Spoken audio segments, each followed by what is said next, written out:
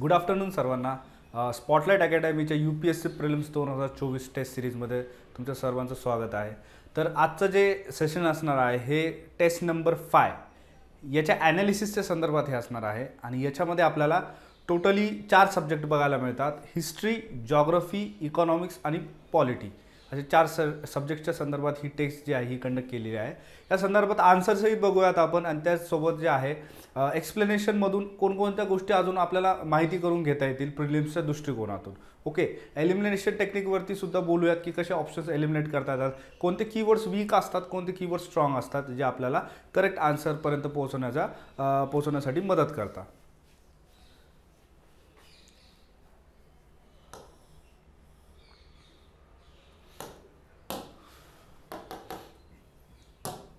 तर पहिला प्रश्न जो आहे बघा हा कार्टेज सिस्टीमच्या संदर्भात आहे.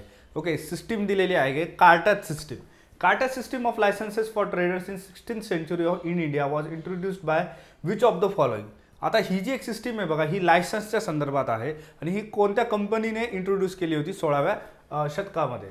ओके, असा क्वेश्चन आहे बघा. तर याचा आन्सर जे आहे ते असणार आहे डी, पोर्चुगीज. ओके, आता कार्टेज सिस्टीम एक्झॅक्टली काय होती तर बघा एक प्रकारचं जे आहे टोल आपल्याला म्हणता येईल की जो टोल वसूल केला जातो. पण टोल कशाच्या संदर्भात तर जे काही वॉटर बॉडीज आहेत जसं की बे ऑफ बेंगॉल आपण बघितलं किंवा इंडियन ओशन बघितलं तर इथे पोर्चुगीजचा जो आहे 16व्या शतकामध्ये भरपूर सारा कंट्रोल आपल्याला बघायला मिळतो.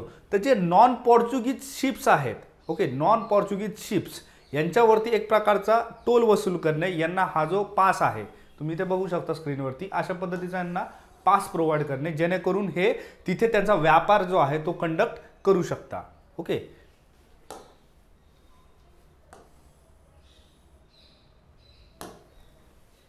नेक्स्ट क्वेश्चन आहे बघा. 2 स्टेटमेंट आपल्याला दिलेले आहे आणि त्याच्यामधून विचारलेलं आहे की which of the above statement is correct. तर पहिले स्टेटमेंट आहे बघा, tribals from Bundelkhand organise themselves into several small and highly mobile bands call Jatas. Okay, Jatas असं दिलेलं आहे बघा. आणि सेकंड स्टेटमेंट आलेलं आहे की a system of rakhi was introduced by Dal Khalsa offering protection to cultivators on payment of 50% of produce as a tax. Okay, आता बघा लॉजिक जर आपण इथं बघितलं तर 50% हा एक वीक पॉईंट आपल्याला इथे बघायला मिळतो. ओके, आता कोणतंही टॅक्सेशन सिस्टम जे आहे तर ते 50% पर्यंत म्हणजे खूप अति होऊन जातं बघा नाही का. हिस्ट्रीचा जर कोणताही संदर्भ आपण घेतला तर 1/3 किंवा 1/4 आपल्याला टॅक्सेशन सिस्टम ही बघायला मिळते. पण इथे जे मेन्शन आहे बघा हे 50%चा नंबर आहे त्याच्यामुळे सेकंड स्टेटमेंट कसं आहे चुकीचं आहे. तर ते 50% नसून ते किती पर्सेंट आहे बघा 20% जो आहे तो ॲज अ टॅक्स म्हणून कलेक्ट केला जात होता. त्याच्यानंतर फर्स्ट स्टेटमेंट जे आहे बघा ट्रायबल्स फ्रॉम बुंदेलखंड. आता ट्रायबल्स फ्रॉम बुंदेलखंड नाही बघा, जटाज म्हणजे काय तर सिख्स. ओके, शीख लोकांनी जे एकत्रित येऊन जी आर्मी तयार केली होती. ओके, तर यांना काय म्हटलं जातं जटाज असं म्हटलं जातं. तर मुघलांच्या जे संदर्भात आहे त्यांच्या विरोधी जे आहे आपल्याला ही जी आर्मी ही वर्क करताना दिसते.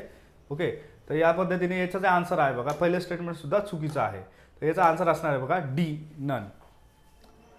त्यानंतर नेक्स्ट क्वेश्चन आहे बघा third number, Womesh Chandra Banerjee was the first president of Congress. त्याचबरोबर the first session of Congress was attended by 72 delegates. आता हे करेक्ट आहे बघा. ओके, जर बेसिकली तुम्ही काँग्रेसच्या संदर्भात जर माहिती घेतली असेल तुम्हाला माहिती आहे 1885ला स्थापना झाली होती. A.O. ह्यूम यांचा मोठा रोल होता. त्याचबरोबर पहिल्या सेशनमध्ये जे आहे 72 डेलिगेट्स जे आहेत ते उपस्थित होते. त्याचबरोबर पहिलं जे काँग्रेसचं जे सेशन होतं त्याचे जे अध्यक्षपद आहे तर हे होमेशचंद्र बॅनर्जी जे आहे यांनी ते स्थान अर्पण केलं होतं. ओके, तर हे स्टेटमेंट सुद्धा कसं आहे करेक्ट आहे. त्यानंतर बघा थर्ड स्टेटमेंट आहे in 1890 Kadambini Ganguly was the first woman graduate of Kolkata university address the Congress session. Okay, आता त्यांना महत्त्व आहे बघा. ओके, कादंबिनी गांगुलीची जर आपण हिस्ट्री बघितली तर पहिल्या महिला होत्या ज्या युनिव्हर्सिटी ऑफ कलकत्तामधून ज्या पासआउट झालेल्या होत्या. त्याचबरोबर बेथून कॉलेजमधून पण त्या पासआउट झालेल्या होत्या. आनंदीबाई जोशी ज्या आहे ज्या पहिल्या फिजिशियन महिला अशा ज्या आहेत तर त्यांच्या संदर्भ सहितच यांचं नाव सुद्धा घेतलं जातं. कोणाचं तर कादंबिनी गांगुली यांचं. ओके, तर त्यांचं हिस्टॉरिकल जर बघितलं आपण महत्त्वाचं स्थान आहे बघा. आणि गुगलमध्ये पण बघा त्यांचं जे आहे रिसेंटली आपल्याला त्यांचं डूडल वगैरे जे आहे ते बघायला मिळतं.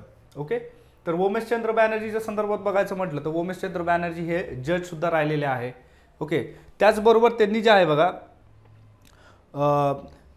पुन्हा एकदा 1892 मध्ये त्यांनी पार्टीचं प्रेसिडेंटचं जे अध्यक्षपद आहे ते भूषवलेलं आपल्याला दिसून येतं 1892 मध्ये. कोणी? तर गोमेशचंद्र बॅनर्जी यांनी. ओके, तर महत्त्वाचे व्यक्ती आहेत बघा. ठीक आहे. पर्सनॅलिटीवरती भरपूर वेळेस तुम्हाला प्रश्न विचारले जातात UPSCमध्ये. त्याच्यामुळे जे मेजर पर्सनॅलिटीज आहेत बघा, इंडियन पर्सनॅलिटीज, त्या संदर्भात तुम्ही थोडीशी डिटेल माहिती, त्यांचं आत्मचरित्र, त्यांची बायोग्राफी जी आहे बघा. आता आझादी का अमृत महोत्सव ही जर वेबसाईट तुम्ही व्हिजिट केली तर तुम्हाला पर्टिक्युलर व्यक्ती ओरिएंटेड तुम्हाला डेटा जो आहे तो तिथे मिळेल बघा, की त्यांची जी पूर्ण कारकीर्द जी होती बघा. ओके, त्यांचं जे पूर्ण बायोग्राफी जे आहे, त्यांनी काय काय कार्य केलेलं आहे त्यांच्या करिअरमध्ये वगैरे सगळ्या गोष्टी ज्या आहे तर तुम्हाला व्यवस्थित तिथे स्ट्रक्चरली गव्हर्नमेंट थ्रू जे आहे इन्फॉर्मेशन तुम्हाला उपलब्ध आहे. ओके, 4th नंबरचं क्वेश्चन आहे बघा. Consider the following statements. Poverty and British rule in India focused on the economic drain of India. GS Iyer को फाउंडेड द मद्रास महाजन सभा.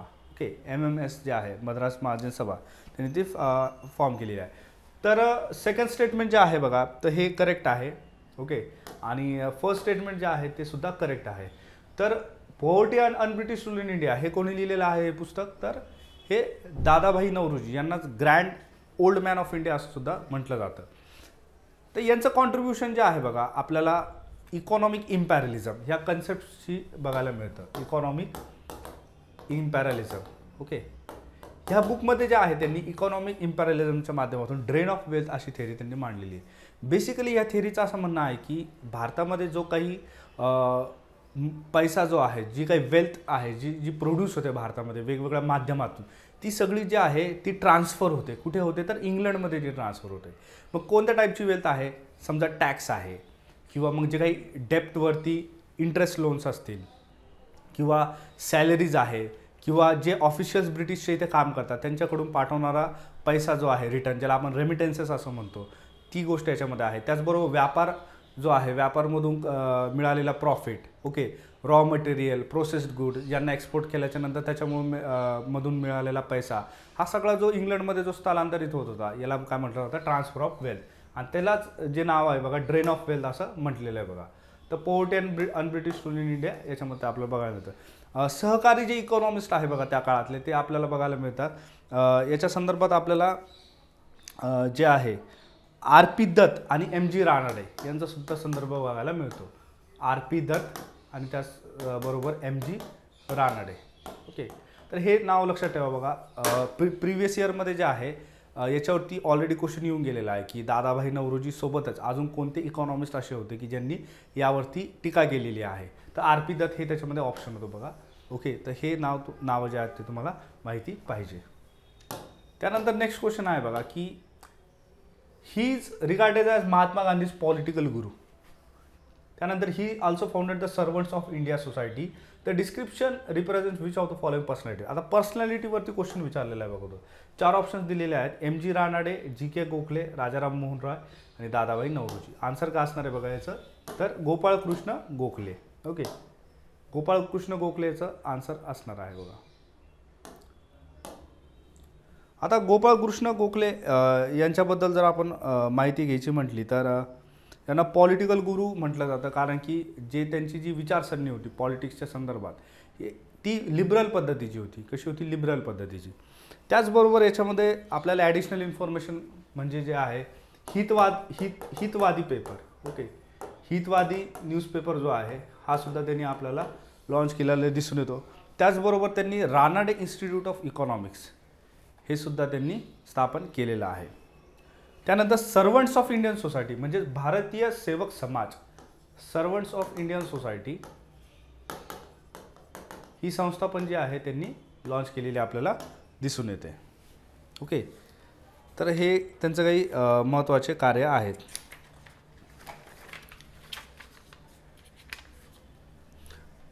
त्यानंतरचा नेक्स्ट क्वेश्चन जो आहे हा डेक्कन असोसिएशन जे आहे याच्या संदर्भात आहे की डेक्कन असोसिएशन ही एक्झॅक्टली कुठे स्थापन झाली. The Deccan association was established at which of the following. पुण्यामध्ये झाली. ओके, पुण्यामध्ये ती झालेली आहे कारण डेक्कन नाव तुम्हाला माहिती आहे, Deccan plateau Poona. Okay, easy question आहे. त्यानंतर नेक्स्ट क्वेश्चन आहे consider the following statements. Licence was not a penal offence during early 19th century. Early 19th century म्हणजे काय की 1800च्या सुरुवातीचा काळ, आपण काय म्हणूयात अर्लिएस्ट 19th सेंचुरी. त्यानंतरचं स्टेटमेंट आहे governor general Richard is associated with the indigo revolt. Okay, पुढचं काय आहे की governor general Richard is associated with the indigo revolt. Okay, तर हे जे आहे बघा, तर हे दोन्ही स्टेटमेंट जे आहेत ते कसे आहेत, चुकीचे आहे बघा.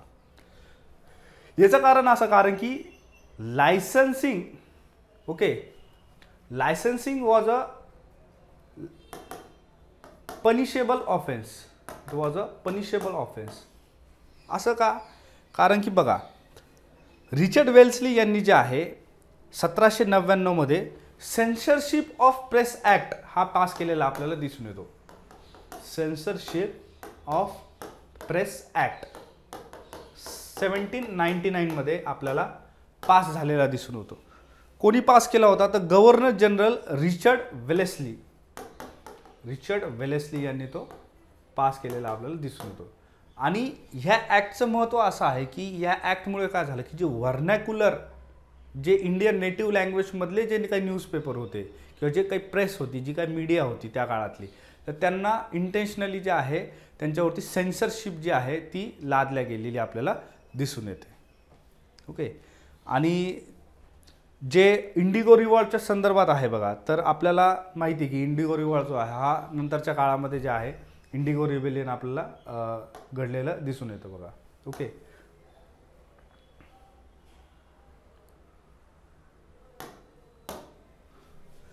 त्यानंतर थर्ड स्टेटमेंट जे आहे बघा या संदर्भात, थर्ड स्टेटमेंट असा आहे की James August Hicky Wellesley is related with the censorship of press. Okay, तर असं नाही आहे बघा, हिकी जे आहे हे कशाशी रिलेटेड आहे तर द बेंगॉल गॅझेट. ओके, हा जो भारतातील पहिला न्यूजपेपर आहे, the first newspaper in India, कोणता आहे तर द बेंगॉल गॅझेट. हा कोणी लॉन्च केला होता तर जेम्स ऑगस्ट हिकी. ओके, यांनी तो लॉन्च केलेला आहे. तर 1780 मध्ये त्यांनी तो लॉन्च केला होता. कधी केला होता? 1780 मध्ये. ओके, त्याच्यामुळे सेन्सरशिप ऑफ प्रेस जे आहे ते टोटली त्याच्या ऑपोजिट स्टेटमेंट आहे. ओके, तर थर्ड पण कसं आहे, रॉंग आहे. तर याचा आन्सर काय असणार आहे बघा, डी असणार आहे, 17चं डी. त्यानंतरचा क्वेश्चन आहे बघा, ऑगस्ट ऑफरच्या संदर्भात आहे. ओके, आपल्याला माहिती आहे की ऑगस्ट ऑफर जी आहे, जेव्हा दुसरा महायुद्धाची सुरुवात झाली होती 1939 मध्ये, त्याच्यानंतर ऑगस्ट ऑफर जी आहे ती ऑफर केल्या गेली होती इंडियन पॉलिटिकल ऑर्गनायझेशनला किंवा इंडियन्सला जी आहे ती ऑफर देण्यात आली होती. तर 8 ऑगस्ट 1914 मध्ये लॉर्ड लिंथलिथिगो, ओके, 1940 मध्ये लॉर्ड लिंथलिथिगो यांनी जे आहे ही ऑफर आपल्याला दिली होती. तर याच्यामध्ये काय सांगितलं आलं होतं की डॉमिनियन स्टेटस जे आहे हे इंडियाला मिळेल. काय मिळेल? Dominion status. स्टेटमेंट काय दिलेलं आहे बघा की it proposed the complete independence as the objective for India. तर हे चुकीचं आहे बघा. तर त्यांनी काय प्रपोज केलं होतं की डॉमिनियन स्टेटस आम्ही तुम्हाला देऊ. ओके, तर डॉमिनियन स्टेटसमध्ये काय फरक आहे की जे बऱ्याचशा गोष्टी ज्या आहे ह्या ब्रिटिशांकडे असतील आणि फक्त एक स्टेटस आपल्याला इथे मिळेल इंडियन्सला, आणि कंप्लीट इंडिपेंडन्स म्हणजे कंप्लीट सॉव्हर्निटी जी आहे इंडियन्सला मिळेल. तर दोन्ही गोष्टींमध्ये डिफरन्स आहे. ओके, तर पहिलं स्टेटमेंट इथे ॲटोमॅटिकली रॉंग आहे. त्याच्यानंतर सेकंड स्टेटमेंट जे आहे बघा, it propose to expand the viceroy's council. Okay, it propose to expand the viceroy's council. तर बघा हे पण जे आहे बघा इथे जे आहे तर हे ट्रू स्टेटमेंट आहे बघा, इट प्रोपोज्ड. तर यांनी काय सांगितलं होतं की आपण सर्टन जे इंडियन रिप्रेझेंटेटिव्ह आहे पॉलिटिकल सिनॅरिओमधले, तर यांना आपण तिथे याच्यामध्ये काउन्सिलमध्ये जे आहे एंट्री देऊयात. त्याचबरोबर रिप्रेझेंटेशन जे आहे सेल्फ गव्हर्नमेंटसाठी तर ते आपल्याला इथे करण्यात येईल. त्याच्यानंतर थर्ड स्टेटमेंट जे आहे, promise that a constituent assembly would be set up during the war. आता तुम्हाला माहिती आहे जो दुसरा महायुद्ध होता याचा कार्यकाळ काय 1939 to 1945. आता ह्या काळाच्या दरम्यान ब्रिटिश काही प्रॉमिस करू शकते का तर नाही. का? कारण की ब्रिटिश स्वतः तिथे एंगेज आहे त्या वॉरमध्ये. तर यांनी काय सांगितलं होतं की after the war we will help you to form a constituent assembly.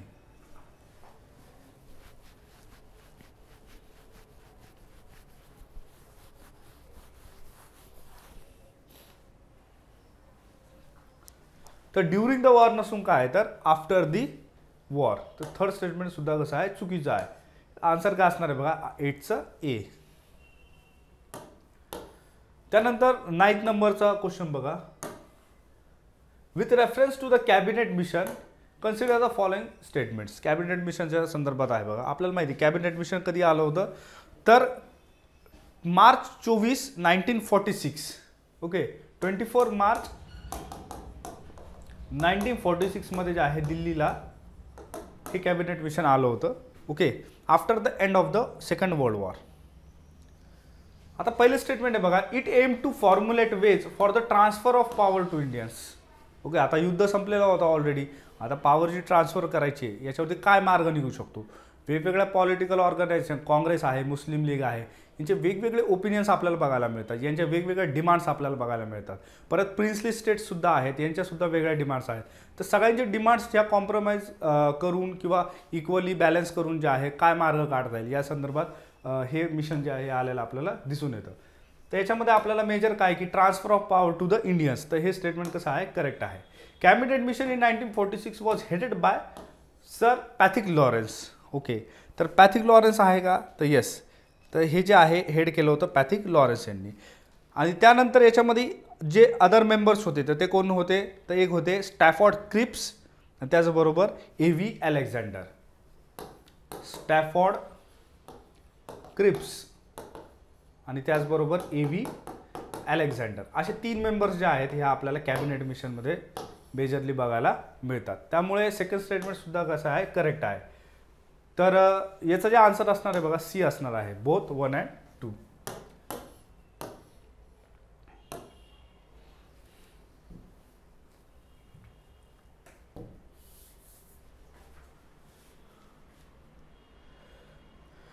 त्यानंतरचा क्वेश्चन आहे बघा 10th नंबर क्वेश्चन आहे.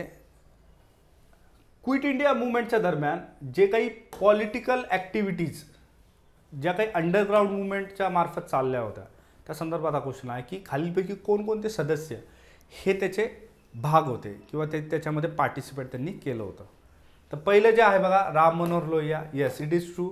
JP नारायण फेमस आहे बघा. Yes it is true. अजून कोण आहे बघा याच्या व्यतिरिक्त उषा मेहता आहे बघा. ऑलरेडी याच्यावरती UPSC मध्ये क्वेश्चन येऊन गेलेला आहे की उषा मेहताच्या संदर्भात अंडरग्राऊंड मुवमेंट असा तो क्वेश्चन आला होता बघा. ओके त्याच्यानंतर बिजू पटनायक सुद्धा आहे. पुलिनदास नाही आहे बघा. ओके याच्यामध्ये जे आहे बघा ऑप्शनमध्ये पुलिनदास नाही आहे.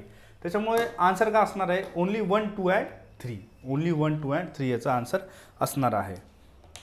आता पुलिनदासचा जर आपण थोडासा संदर्भ घेतला तर काही गोष्टी आपल्याला बघायला मिळतात पुलिनदास यांच्या संदर्भात. बेसिकली काय आहे की पुलिनदास हे जे होते तर यांनी ढाका अनुशीलन समिती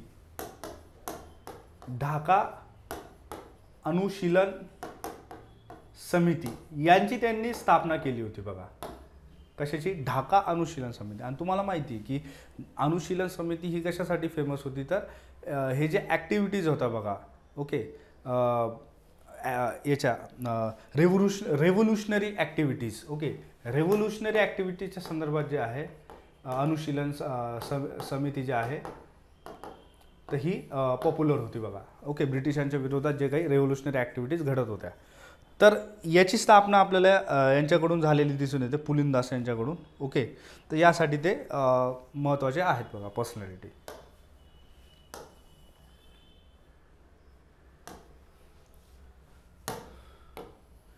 त्यानंतरचा क्वेश्चन आहे बघा नेक्स्ट क्वेश्चन 11 नंबर आहे. With reference to Barindra Kumar Ghosh. Okay Barindra Kumar घोषच्या संदर्भात आहे. परत एकदा पर्सनॅलिटीज बेस्ड क्वेश्चन विचारलेला आहे बघा. ओके तर बारिंद्र कुमार घोष जे आहे यांचा जन्म आपल्याला 1880 मध्ये झालेला दिसून येतो. कधी 1880 कुठे तर लंडनमध्ये. ओके त्यानंतर he was the younger brother of Aurobindo Ghosh. Aurobindo Ghosh तुम्हाला माहितीच आहे की एक फेमस पर्सनॅलिटी बघा अरविंद घोष. तर अरविंद घोष यांचा योगा फिलॉसॉफीच्या संदर्भात पण लय मोठं कॉन्ट्रीब्युशन आहे बघा. ओके, स्पिरिच्युअल योगाच्या संदर्भात. त्यानंतर यांनी जे बघा एक बेंगॉली वीकली स्थापन केली होती रेव्होल्युशनरी आयडियाज स्प्रेड करण्यासाठी. कधी तर जेव्हा पार्टिशन ऑफ बेंगॉल ही जी मुवमेंट चालू होती. ओके, तर या संदर्भात जेव्हा बेंगॉलमध्ये जे आहे यांनी जुगांतर नावाची जी वीकली आहे ही त्यांनी स्टार्ट केली होती. तर सी स्टेटमेंट इथे करेक्ट आहे बघा. त्यानंतर दैनिक बासुमतीचे जे जे आहे ते एडिटरसुद्धा होते. ओके, 1950मध्ये जे आहे बघा आपल्याला ते एडिटर झालेले दिसून येते. त्यानंतर पहिले जे स्टेटमेंट आहे he launched English weekly the Dawn of India.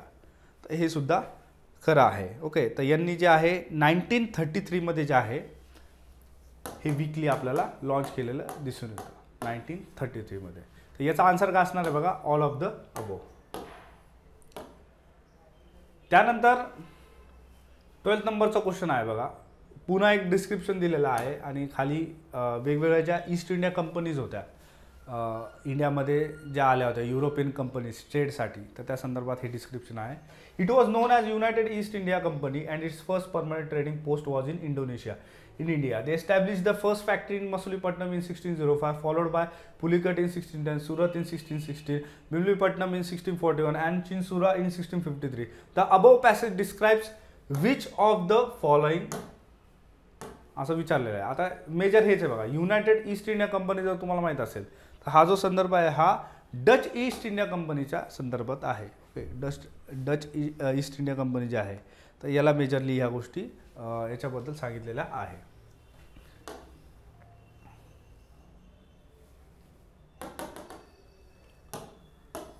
त्यानंतरचा बघा 13 नंबर क्वेश्चन आहे. A farman to the East India company which is regarded as Magna Carta was granted by which of the following Mughal emperor in 1770. तर कोण होतं बघा, फारुख सियार. Okay, त्यावेळेस कोण होते तर फारुख सियार यांनी त्यांना फरमान जे आहे दिलं होतं. आणि या फरमानमुळे जे आहे बघा तर इम्पोर्ट आणि एक्सपोर्टवरती जी काही ब्रिटिशांना ड्युटी लागणार होती तर ती त्याच्या संदर्भात काय झालं तर ती टोटली एक्झेम्प्ट करण्यात आली. म्हणजे त्याच्यावरती पूर्णपणे सूट देण्यात आली. कशावरती तर इम्पोर्ट आणि एक्सपोर्टच्या ड्युटीवरती.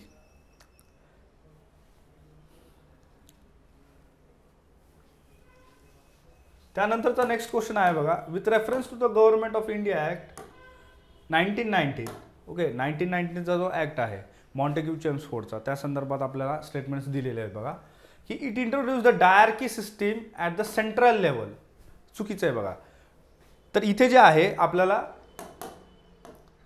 प्रोव्हिन्शियल लेवलला जे आहे डायरकी सिस्टीम यूज केलेली दिसून येते. प्रोव्हिन्शियल लेवलला, not the central level.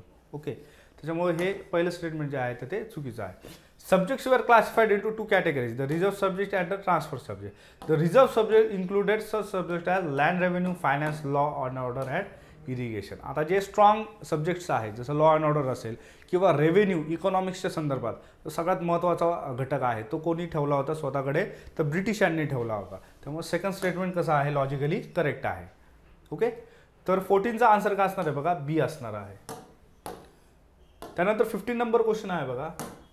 The 10th schedule of the Indian constitution also known as anti defection law. आता बघा इलेक्शनच्या संदर्भात किंवा पार्टी वगैरे जे काही चेंज केली जाते ओके ते नेहमी न्यूजमध्ये असतं बघा. तर करंटच्या रेफरन्समध्ये हा क्वेश्चन आलेला आहे इथे की it was inserted by the amendment. कोणत्या घटना दुरुस्तीमध्ये अँटी डिफेक्शन लॉ जो आहे पक्षांतरबंदी कायदा हा आपल्याला इन्सर्ट करण्यात आला होता. तर त्याचा आन्सर असणार आहे बघा 15चं ए, 52nd अमेंडमेंट ॲक्ट ऑफ 1985. 1985ची ही घटना दुरुस्ती आहे. त्यानंतर 16 नंबरचा क्वेश्चन आहे बघा. दोन स्टेटमेंट दिलेले आहे आपल्याला. The Indian constitution under article 124(1) states that there shall be a parliament. तर पार्लिमेंटचं तुम्हाला माहिती आहे की पार्लिमेंट नाही आहे बघा. तर 124 कशा संदर्भात आहे तर 124 आहे कोर्टच्या संदर्भात. तर कोणतं कोर्ट असणार आहे तर supreme court of India. Okay, supreme court of इंडियाच्या संदर्भात आहे. तर फर्स्ट स्टेटमेंट काय चुकीचं आहे बघा. ओके, त्यानंतर supreme court of India has appellate jurisdiction but not advisory jurisdiction. हे पण चूक आहे. तर आन्सर काय असणार नन. ओके, ॲपिलेट तर आहेत जे की आपण अपील वगैरे करू शकतो. त्याचबरोबर ॲडव्हायझरी ज्युरिडिक्शन सुद्धा आहे कारण की प्रेसिडेंट वगैरे जे आहे सुप्रीम कोर्ट करून वेगवेगळ्या मॅटर्सवरती जे आहे ॲडवाईज जी आहे तर ती मागवू शकता. ओके, त्याच्यामुळे सेकंड स्टेटमेंट सुद्धा कसं आहे, चुकीचं आहे. 17 number, with reference to the national consumer dispute redressal commission consider the following statements. Okay, NCDRC जे आहे बघा, की ज्याच्यामध्ये सध्या अमेंडमेंट होऊन बऱ्याचशा गोष्टी सुधारित करण्यात आल्या होत्या, त्या संदर्भात ही न्यूज आहे बघा. It can entertain complaints valued above ₹10 crores. Okay, तर हे ट्रू आहे बघा. त्याच्यानंतर the commission has appellate as well as revisional jurisdiction. तर हे पण काय ट्रू आहे बघा. 17चा आन्सर काय असणार आहे, सी आहे. त्याचबरोबर जर आपण बघितलं तर जे स्टेट कमिशन असतात तर ते 1 करोड ते 10 करोड, 1 करोड टू 10 करोड जे आहे स्टेट कमिशन्स जे आहेत, state consumer disputes redressal commissions, तर स्टेट लेवलचे जे कमिशन्स असतात ते या केसेस हँडल करतात 1 कोटी ते 10 कोटीपर्यंत. आणि 10 कोटी किंवा त्याच्या अबोव जर असेल तर मग इथे जे आहे आपल्याला नॅशनल लेवलची जी कमिशन आहे ती आपल्याला काम करताना दिसून येते. आणि जर 1 कोटीपर्यंत जर असेल, 1 कोटी किंवा 1 कोटीच्या आत, तर तिथे आपल्याला डिस्ट्रिक्ट लेवलवरचा जो फोरा आहे तो कार्य करताना आपल्याला दिसून येतो, डिस्ट्रिक्ट लेवल. ओके, त्यानंतर नेक्स्ट क्वेश्चन आहे 18 number question. The objective of panchayat extension to schedule areas act are. Okay, तर पेसा जो ॲक्ट आहे बघा, याच्या संदर्भात 3 स्टेटमेंट दिलेले आहे. To extend the provisions of part 9 of the constitution of schedule areas identified by the 6th schedule of the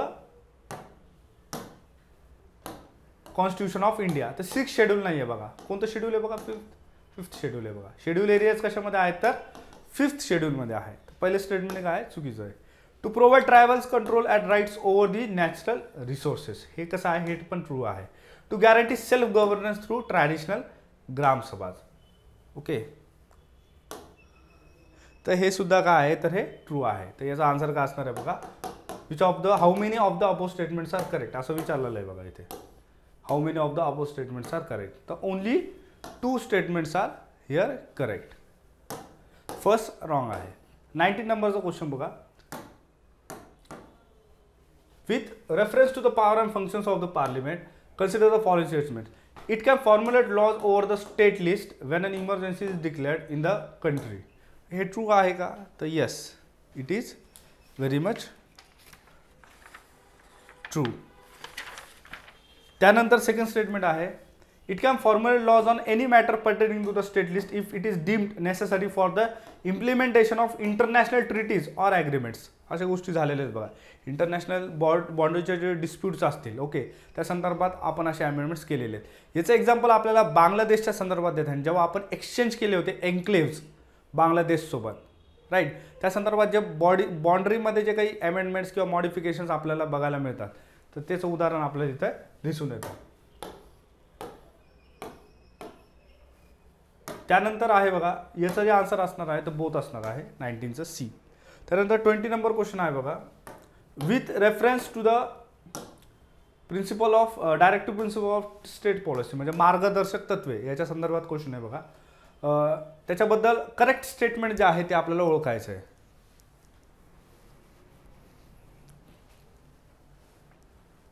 पहिलं statement आहे, it is borrowed from Japan. पहिलं स्टेटमेंट काय आहे, it is borrowed from Japan. ठीक आहे, तर हे काय आहे, हे टोटली चुकीचं आहे. ओके, त्यानंतर आर्टिकल 36 to 52 असं आहे का, तर नाही. आर्टिकल 36 to 51 ही जी रेंज आहे तर ही कशाला डिनोट करते, तर directive principles of state policy. त्यानंतर non enforceable in nature, yes, C त्याचा आन्सर असणार आहे. It they are non enforceable in nature.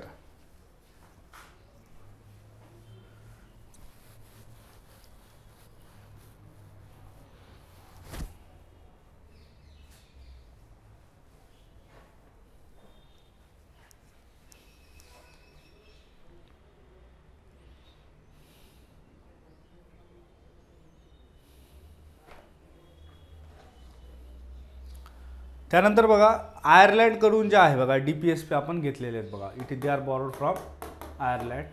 Okay, त्यानंतर मॉरल ऑब्लिगेशन्स ऑन सिटिझन्स. तर मॉरल ऑब्लिगेशन ऑन सिटिझन्स कोणते आहेत, तर फंडामेंटल ड्युटीज आहेत. काय आहेत, fundamental duties and not DPSP. DPSPला काय म्हटलं जातं जनरली, तर DPSP are instruments of instructions. काय म्हटलं जातं, इन्स्ट्रुमेंट्स ऑफ इन्स्ट्रक्शन्स. कोणासाठी इन्स्ट्रक्शन्स आहे, तर स्टेटसाठी आहे, की स्टेटने कोणत्या दिशेला आपली ग्रोथ केली पाहिजे, आपली डेव्हलपमेंट केली पाहिजे. वेलफेअर पॉलिसीज, सोसायटीसाठी ज्या काही पॉलिसीज आहेत तर त्या कोणत्या दिशेने त्या केल्या पाहिजेत, तर त्या संदर्भात काय आहे, तर डायरेक्टिव्ह प्रिन्सिपल्स आहेत. नेक्स्ट क्वेश्चन आहे 21. Consider the following statements. Writ jurisdiction provided under article 32 is non discretionary. तर हे स्टेटमेंट कसं आहे बघा, टोटली चुकीचं आहे. ओके, कारण की ती कशी असते, जनरली डिस्क्रेशनरी असते बघा, writ jurisdiction. Okay, this is wrong.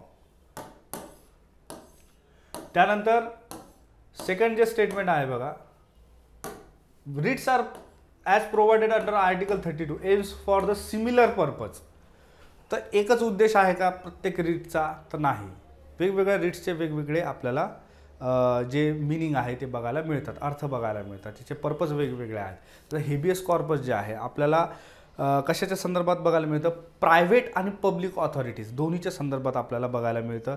याच्यामध्ये काय आहे की टू हॅव द बॉडी, म्हणजे तुम्ही बॉडी रिप्रेझेंट करा, म्हणजे डिटेन्शनच्या विरुद्ध जे आहे हेबियस कॉर्पस आपल्याला बघायला मिळतं. त्यानंतर मॅन्डॅमस जे आहे बघा, तर मॅन्डॅमस आपल्याला फक्त आणि फक्त गव्हर्नमेंट जे आहे, ओके, पब्लिक ऑथॉरिटीजच्या संदर्भात आपल्याला मॅन्डॅमस जे आहे ते बघायला मिळतं. मॅन्डॅमसचा अर्थ काय होतो की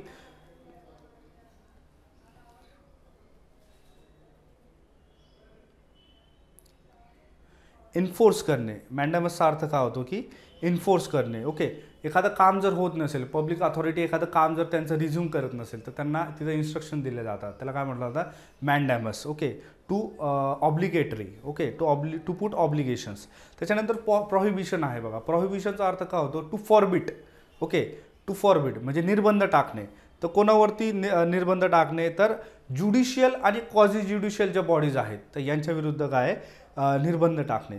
त्याचबरोबर ॲडमिनिस्ट्रेटिव्ह ऑथॉरिटीच्या विरुद्ध प्रोहिबिशन हे इश्यू करता येत नाही, महत्त्वाचा फॅक्ट आहे बघा. त्याचबरोबर लेजिस्लेटिव्ह बॉडीज आणि प्रायव्हेट इंडिव्हिज्युअल्स यांच्या संदर्भात सुद्धा हा रिट जो आहे हा इश्यू करता येत नाही. कोणता, तर प्रोहिबिशनचा. ओके, तर एखादं कोड जे आहे, ठीक आहे, एखादी ज्युडिशियल बॉडी आहे, एखादं लोअर कोर्ट जे आहे ते आपले ज्युरिडिक्शन जर ओव्हरलॅप करत असेल, ते जर एक्सटेंड करत असेल बियॉन्ड इट्स ऑथॉरिटी, तर त्याला प्रिव्हेंट करण्यासाठी जे आहे प्रोहिबिशन जे आहे ही रिट इश्यू केली जाते.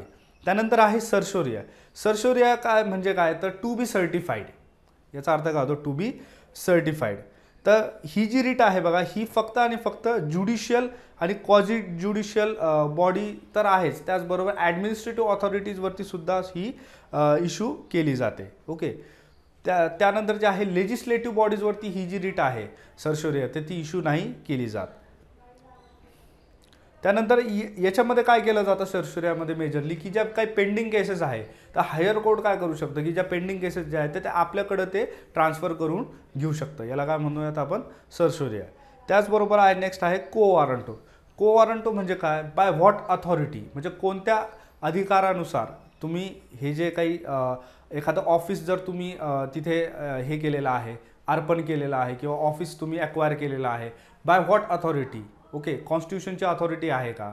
Okay, are you an eligible candidate for that particular office. तर ह्या गोष्टी चेक करण्यासाठी जे आहे को वॉरंटो ही रिट इथे इश्यू केली जाते.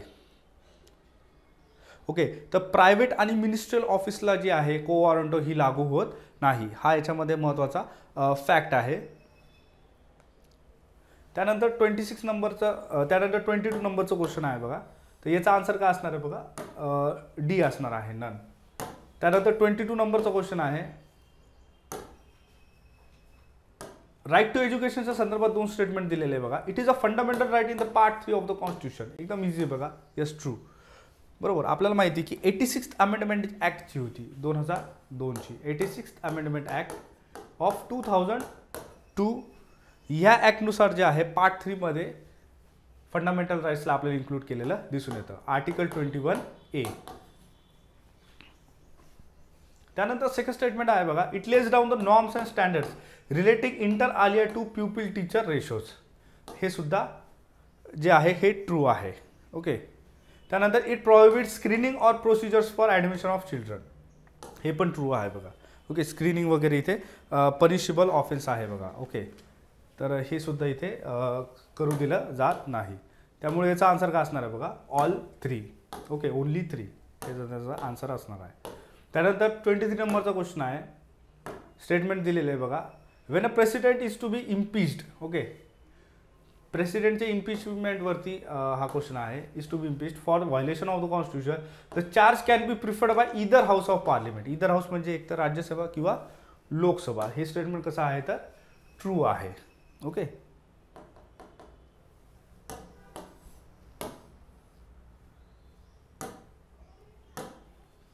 त्यानंतर सेकंड स्टेटमेंट आहे बघा. आता इथे तुमचं लॉजिक जे आहे बघा, लॉजिक तुम्हाला थोडंसं इथे लावावं लागेल की सेकंड स्टेटमेंटमध्ये काय दिलेलं आहे की Lok Sabha passes the impeachment charges with the 1/3 of majority. तर 1/3 असेल का बरं प्रेसिडेंटच्या इम्पिचमेंटसाठी? तर नसणार. किती असणार मग?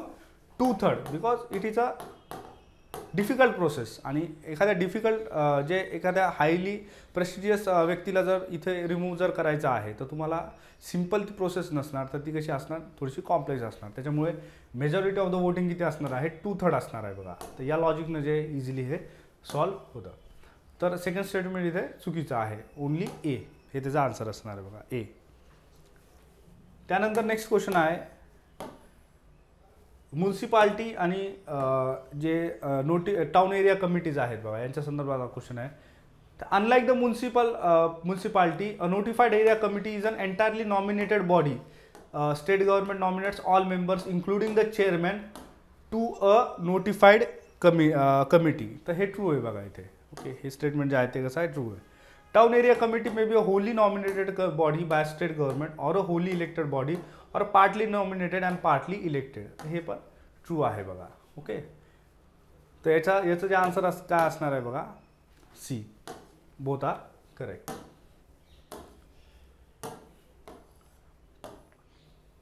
त्यानंतर जॉग्रफीचे क्वेश्चन इथून स्टार्ट होतं बघा 25 नंबरपासून.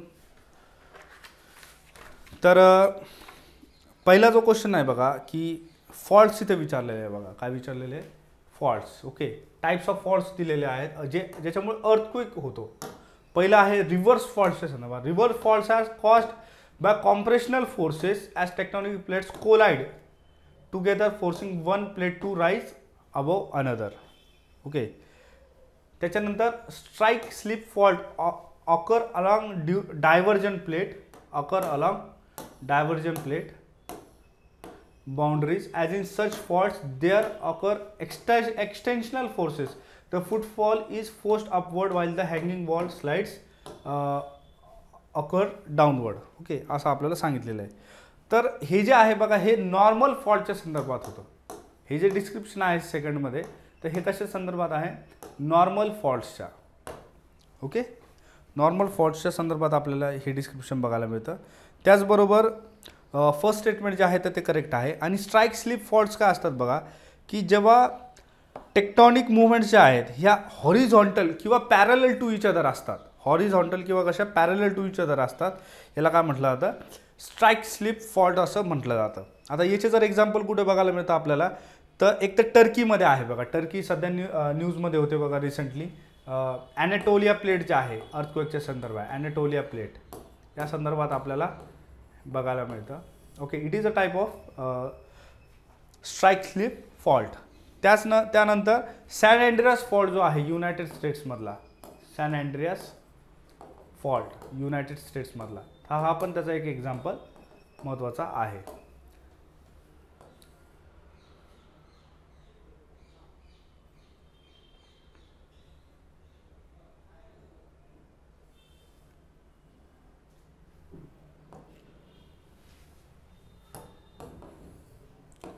नेक्स्ट क्वेश्चन आहे बघा, ॲस्टेरॉइड्सच्या संदर्भात आहे.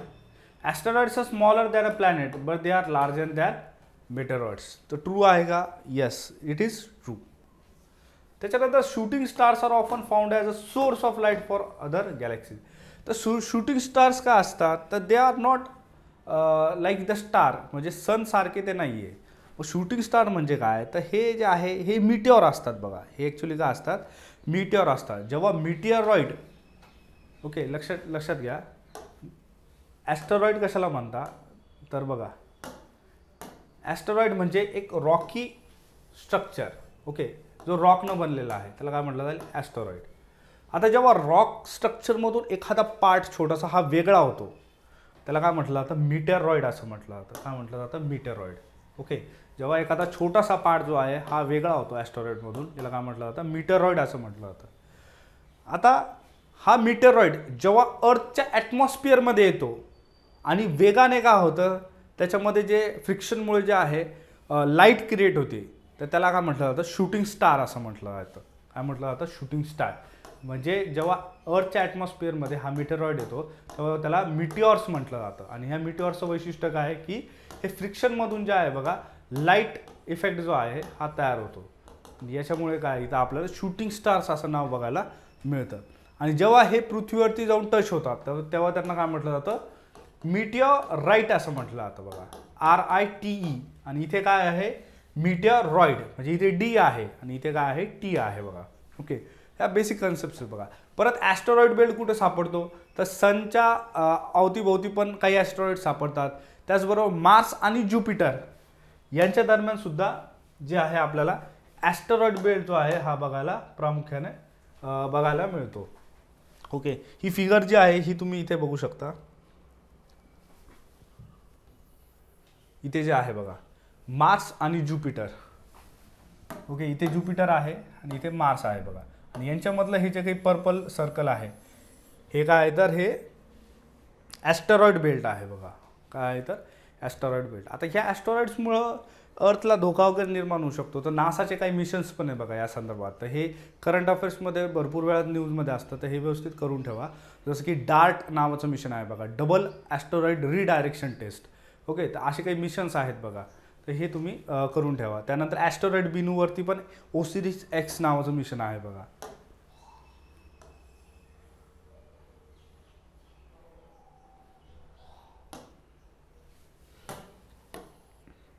तर याचा आन्सर काय असणार आहे बघा, सेकंड जे स्टेटमेंट आहे तर ते चुकीचं आहे आणि फर्स्ट जे स्टेटमेंट आहे तर हे करेक्ट आहे. याचा आन्सर असणार आहे ए. त्यानंतर 27 नंबरचा क्वेश्चन आहे बघा. विचारलेला आहे की outer planets include Mars, Jupiter, Saturn etcetera. Okay, तर मार्स नाही आहे बघा. मार्सच्या नंतर जे काही प्लॅनेट्स येतात त्यांना काय म्हटलं जातं, आउटर प्लॅनेट्स म्हटलं जातं. तर मार्स हा कशामध्ये येईल तर इनर प्लॅनेट्समध्ये येईल. कशामध्ये येईल तर इनर प्लॅनेट्समध्ये. ओके, त्यानंतर इनर प्लॅनेट्स आणि आउटर प्लॅनेट्समध्ये काय फरक असतो तर बघा, इनर प्लॅनेट्समध्ये प्रॉपर एक रॉकी स्ट्रक्चर तुम्हाला बघायला मिळतं आणि आउटर प्लॅनेट्समध्ये तुम्हाला मेजरली गॅसियस स्टेट ही मेजरली तुम्हाला बघायला मिळते. गॅसियस स्ट्रक्चर तुम्हाला बघायला मिळतं. त्याच्यानंतर नंबर ऑफ मून्स जे आहे, जे चंद्र आपण म्हणतो, तर चंद्रांची संख्या जी आहे ती आपल्याला आउटर प्लॅनेट्समध्ये अधिक प्रमाणात बघायला मिळते आणि इनरमध्ये ती कमी प्रमाणात आहे. त्याचबरोबर जी सन आहे, सनलाईट जे आहे, हाय टेम्परेचर्स हे तुम्हाला इनर प्लॅनेट्समध्ये बघायला मिळतात. त्याचबरोबर तुम्हाला आउटर प्लॅनेट्समध्ये ते कमी प्रमाणात बघायला मिळतात. तिथे तुम्हाला कोल्ड एन्व्हायरमेंटचे मेजरली बघायला मिळतं. त्यानंतर सेकंड स्टेटमेंट आहे बघा, binary theory for the origin of earth was given by Chamberlin and Moulton. तर हे करेक्ट आहे बघा. त्यानंतर expanding universe hypothesis was provided by Edwin Hubble. आता बघा हबल टेलिस्कोप आहे बघा. ओके, कशासाठी आहे तर याच्यासाठीच आहे की बिग बँग थेअरीलाच काय म्हटलं जातं, एक्सपांडिंग युनिव्हर्स हायपोथेसिस म्हटलं जातं. याचा अर्थ काय की युनिव्हर्स जे आहे तर हे कसं आहे तर हे कंटिन्युअसली एक्सपांडिंग नेचरचं आहे. ओके, म्हणजे युनिव्हर्स एकदा जर असं क्रिएट झालं तर हे अशाच्या असं स्ट्रक्चर नाही आहे. तर हे जे आहे प्रत्येक मुवमेंटला जे आहे तर हे मोठं मोठं मोठं होत जातं आहे बघा, एक्सपांड होतं आहे प्रत्येक मुवमेंटला. तर ही जी हायपोथेसिस आहे की याच्यापासूनच सगळ्या गोष्टी ज्या आहे क्रिएट झालेल्या आहे बघा. पहिली युनिव्हर्स जे आहे, पहिले युनिव्हर्स एकदम स्टार्टिंगला तर हे सीडच्या साईजचं होतं बघा. एखादी बी जे असते बघा, आपली एखादी सीड जी असते सीडच्या साईजचं होतं एवढं छोटं. आणि त्याच्यापासून ज्या बिग बँग थेअरीच्या नंतर ते त्याचा स्फोट झाल्याच्या नंतर जे आहे सगळ्या गोष्टी पुन्हा एक्सपांड होऊन जे आहे सगळे गॅलॅक्सीज वगैरे ह्या क्रिएट झालेल्या आहे. ओके, तर हे हबल यांनी ते सांगितलं होतं. तर हे जे दोन्ही स्टेटमेंट आहेत बघा, तर हे कसे आहे, करेक्ट आहे.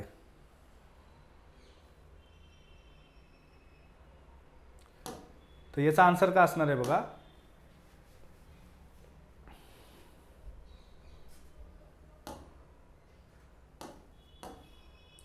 बी असणार आहे. काय असणार आहे, बी, ओनली 2, कारण की फर्स्ट जे आहे तर ते फॉल्स आहे.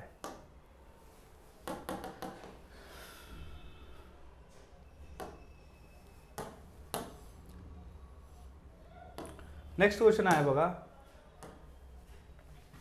सायझमोग्राफच्या संदर्भात आहे. सायझमोग्राफ आपल्याला माहिती आहे की अर्थक्वेक संदर्भात जे आहे, अर्थक्वेकचं जे इंटेन्सिटी वगैरे आहे तर ते काउंट करण्यासाठी या गोष्टी जे आहे यूज केल्या जातो बघा सायझमोग्राफचा. तर seismograph records the waves reaching the surface, है ना. सरफेसवरती किती वेव्ज आलेल्या आहेत, किती इंटेन्सिटीच्या आहे, याच्यावरून त्याचा इम्पॅक्टचा अंदाज आपल्याला लावता येतो. त्याच्यामुळे सायझमोग्राफ जे आहे हे सरफेसवरती काम करतं, सरफेस वेव्जवरती. त्यानंतर सायझमोग्राफ्स located beyond 145 from the epicenter record the arrival of S waves but not that of P waves. Okay, तर हे चुकीचं आहे बघा. सेस्मोग्राफमध्ये काय होतं ॲक्च्युली की 145 डिग्रीच्या नंतर पी वेव्स जे आहेत यांचं इथे रेकॉर्डिंग होऊन जातं. कशाचं? पी वेव्सचं. आणि एस वेव्सचं जे आहे हे रेकॉर्डिंग होत नाही. त्याच्यामुळे एस वेव्सचं जे आहे, जो शॅडो झोन आहे एस वेव्सचा, हा कसा आहे? लार्जर आहे. कशापेक्षा? तर पी वेव्सपेक्षा. तर हे दोन्ही स्टेटमेंट कसे आहे? चुकीचे आहे. याचा आन्सर काय असणार आहे बघा? ओनली 1. ओके, या फिगरमध्ये तुम्ही बघू शकता की जो झोन आहे बघा, इथे एक्झॅक्टली जो झोन आहे, आता हा कोर आहे बघा. आता इथे अर्थक्विकचं ओरिजिन होत आहे. पी वेव्हच्या ज्या काही पाथ्स आहेत इथे डायव्हर्स होताना आपल्याला दिसत आहे. त्याचबरोबर 103 ते 103 इथे आपल्याला दिसत आहे. आणि एस वेव्हचा जो शॅडो झोन आहे बघा, हा खूपच कसा आहे? लार्ज आहे. कसा आहे? खूपच लार्ज आहे, अराउंड 154 डिग्री. त्याचबरोबर इथे तुम्ही बघू शकता की नंतर काय होतं की पी वेव्ज ह्या पास होऊ शकतात आणि त्या इथे पोहोचतात बघा नंतर. ओके, त्यामुळे पी वेव्हचा जो शॅडो झोन आहे हा कसा आहे? हा 103 ते 142 दरम्यान आहे, जो की कमी आहे as compare to S waves.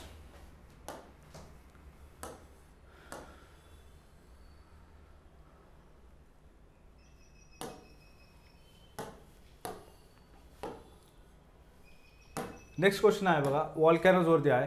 Shield volcanoes are mostly made up of basalt. त्यानंतर नेक्स्ट आहे की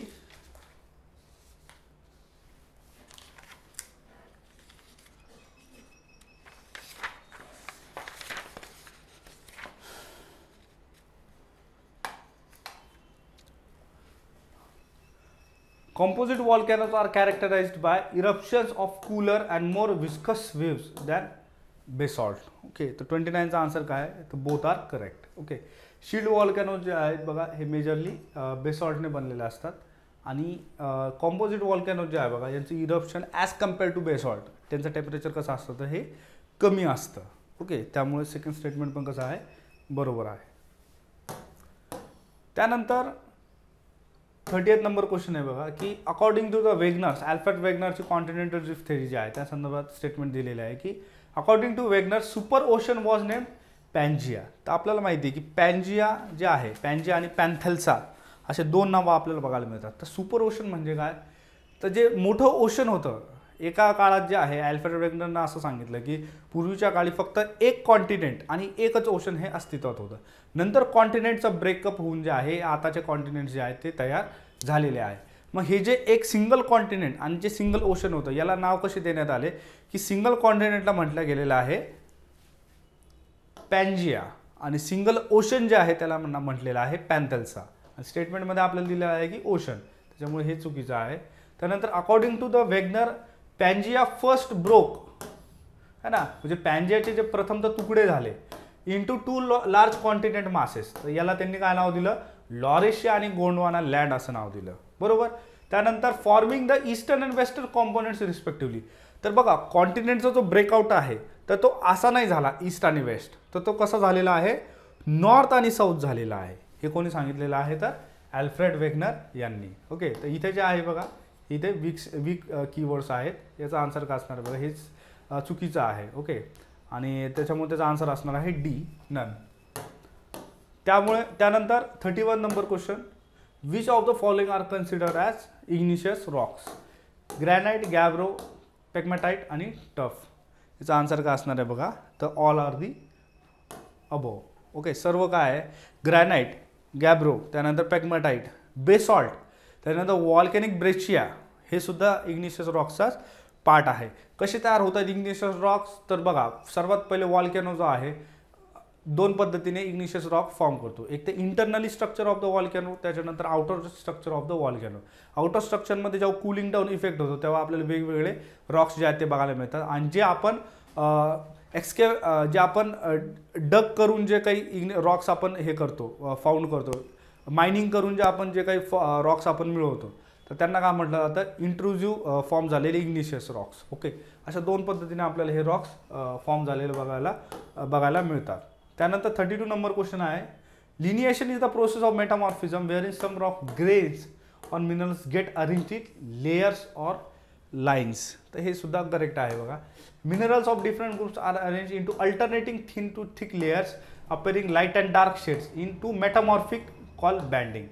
दोन्ही स्टेटमेंट कसे आहे ते करेक्ट आहे.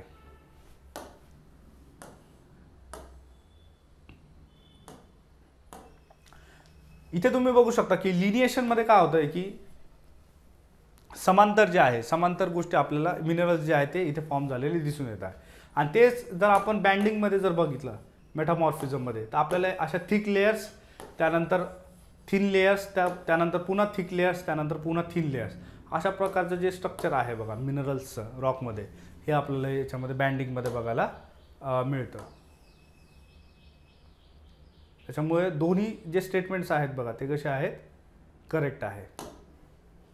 तर याचा आन्सर काय असणार आहे बघा, सी, बोथ आर करेक्ट.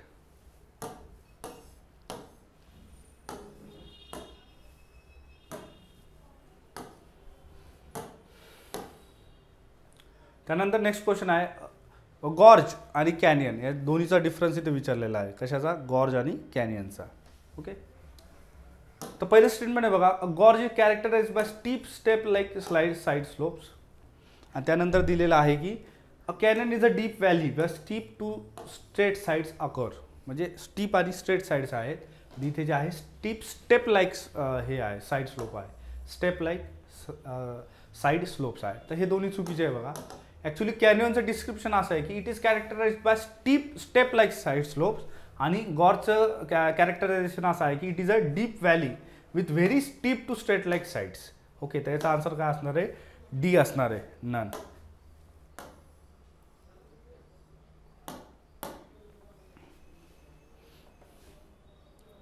आता मेजर जर डिफरन्स जर आपण बघितला तर याच्यामध्ये कॅनियन जे आहे बघा हे गॉर्जपेक्षा कसं असतं, लार्जर असतं. Canyon is larger. Okay, canyon काय आहे, लार्जर आहे than what, than the gorge. Okay, त्याच्यानंतर गॉर्ज जे आहे बघा हे वेगवेगळ्या ज्या रवाईन्स क्रिएट केल्या जातात रिव्हर्समधून, तर त्याला सुद्धा ते डिनोट करण्यासाठी यूज केलं जातं. त्याबरोबर कॅनियनचा जेव्हा आपण विचार करतो तर कॅनियन हे ॲरिड एरियाजमध्ये आपल्याला मेजरली बघायला मिळतात, जसं की टेक्सास आहे युनायटेड स्टेट्समध्ये.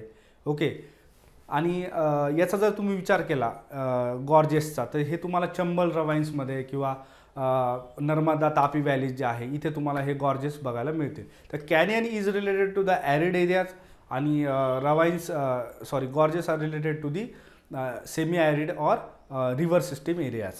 ओके, तर असे काही मेजर डिफरन्सेस जे आहे हे तुम्हाला इथे बघायला मिळतात.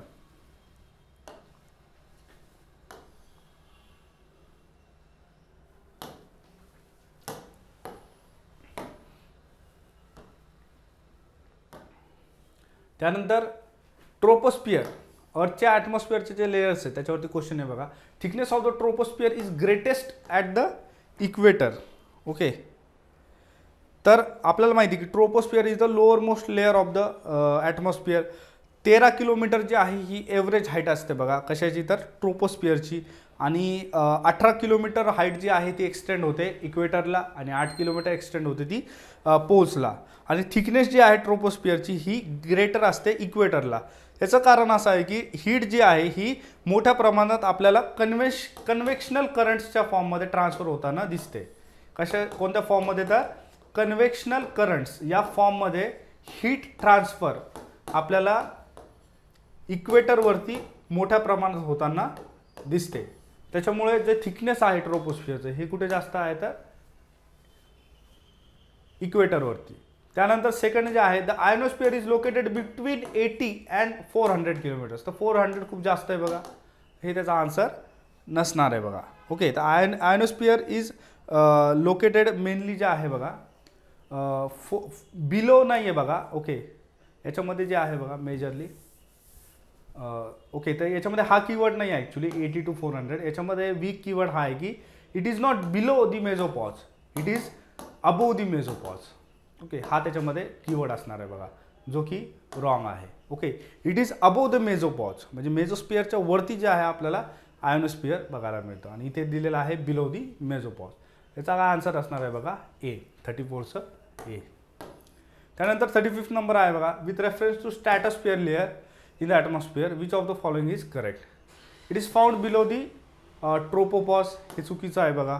ओके, त्यानंतर it extends up to the height of 20 kilometre, हे पण चुकीचं आहे. ओके, तर 50 किलोमीटरवरती याची हाईट आहे कशाची, तर स्ट्रॅटोस्फिअरची. त्याच्यानंतर दिस लेअर अब्झॉर्ब्स अल्ट्राव्हायोलेट रेडिएशन, काय करते तर अल्ट्राव्हायोलेट रेडिएशन हे ॲब्झॉर्ब करते. ओके, तर हे स्टेटमेंट जे आहे हे करेक्ट आहे बघा. याचा आन्सर काय असणार आहे सी.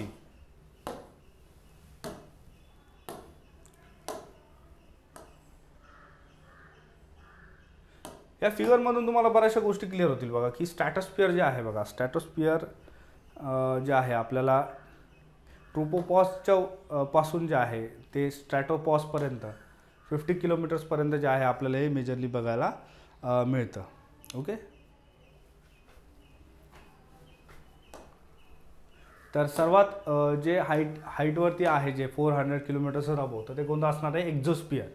त्यानंतर कोणतं असणार आहे थर्मोस्फिअर, ते टेम्परेचर कसं आहे वाढणार. त्याच्यानंतर आहे मेझोस्फिअर, त्याच्यानंतर आहे स्ट्रॅटोस्फिअर, आणि सर्वात खाली आहे ट्रोपोस्फिअर.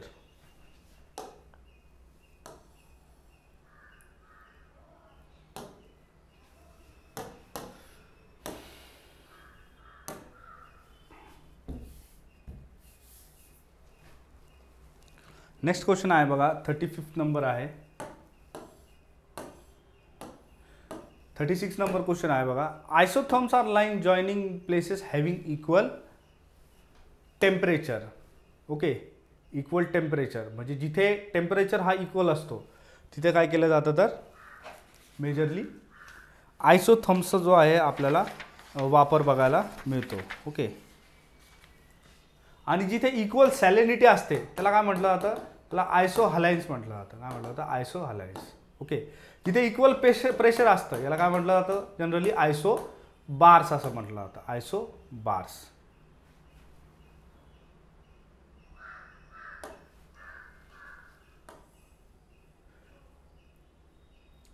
तर आयसोथर्म्सला जे आहे तुम्ही या फिगरमध्ये बघू शकता की इक्वल टेम्परेचरच्या जे काही लोकेशन्स आहेत ते कशा पद्धतीने कनेक्ट आहे. जर एखाद्या जागेचं टेम्परेचर हे -1 डिग्री सेल्सिअस असेल तर बघा इथून ती ही जी लाईन आहे रेड कलरची ही कनेक्ट करणार, आणि ते कुठे किती कर्व्स येणार बघा as per the climate. Okay, ह्या गोष्टी आपल्याला इथे बघायला मेजरली मिळतात.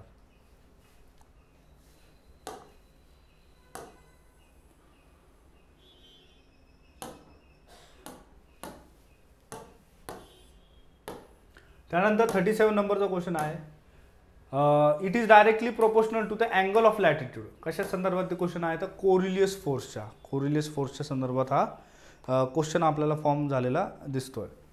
त्यानंतर it is the maximum at the poles and is absent at the equator. Maximum at the poles and absent at the equator. त्यानंतर it acts perpendicular to the pressure gradient of the force. तर तिन्ही जे statement आहे तर ते बरोबर आहे बघा. ओके, तर लॅटिट्यूडचे अँगल आपल्याला माहिती आहे कसे असतात बरोबर. लॅटिट्यूड जे आहे जनरली हॉरिझॉन्टल असतात का वर्टिकल असतात, तर जनरली जे आहे तर ते हॉरिझॉन्टल जे आहे आपल्याला लॅटिट्यूड्स बघायला मिळतात. तर इट इज डायरेक्टली प्रोपोर्शनल म्हणजे कोरिलियस फोर्स कसा आहे असा आहे डायरेक्टली, राईट. मग इट इज डायरेक्टली प्रोपोर्शनल. मग डायरेक्टली जर तो प्रोपोर्शनल असेल तर प्रेशर ग्रेडियंट जे आहे तुम्हाला माहिती आहे विंड्स ट्रेड विंड्स कशा पद्धतीने फॉर्म होतात, अशा क्रॉस पद्धतीने ते येतात. Okay, so it is acts as perpendicular to the pressure gradient of the force. त्याच्यानंतर it is maximum at the poles and is absent at the equator. Okay, तर ह्या गोष्टीसुद्धा आपल्याला इथे बघायला मिळतात. त्यानंतर 38 नंबर आहे, स्टेटमेंट दिलेले आहेत बघा. At polar latitudes the coldest air subsides near the poles. त्यानंतर in the middle of the latitudes the circulation is that of sinking cold air that comes from the poles and the rising warm air that blows from the subtropical high. तर हे जे दोन्ही statement आहे बघा, हा कशाचा संदर्भ आहे? हा संदर्भ आहे फेरल सेल्स आणि त्याचबरोबर पोलार सेल्सच्या संदर्भात हा संदर्भ आहे. फेरल सेल्स आणि पोलार सेल्स. तर both the statements are correct. या फिगरमध्ये तुम्ही बघू शकता ते जे डिस्क्रिप्शन आहे इथे तुम्हाला क्लिअर होऊन जाईल बघा की पोलार ईस्टर्लीज जे आहे बघा, पोलार सेल इथे जो फॉर्म होतो, इथे कोल्ड एअर जी आहे ही जनरली राईज होते आणि सबसिडाईज होते. रेड कलरमध्ये तुम्हाला हॉट एअर दिसेल फेरल सेलमध्ये, जनरली ती वाहते आणि इथून वरती होऊन जे आहे बघा ती पुन्हा सबसाईड होते इथे. त्यानंतर सब ट्रॉपिकल रेंजला. ओके. त्यानंतर हॅडली सेल जे आहे हे तुम्हाला इक्वेटर आणि सब ट्रॉपिकलमध्ये बघायला मिळतो. Okay. Hadley cell, Ferrel cell आणि पोलार सेल.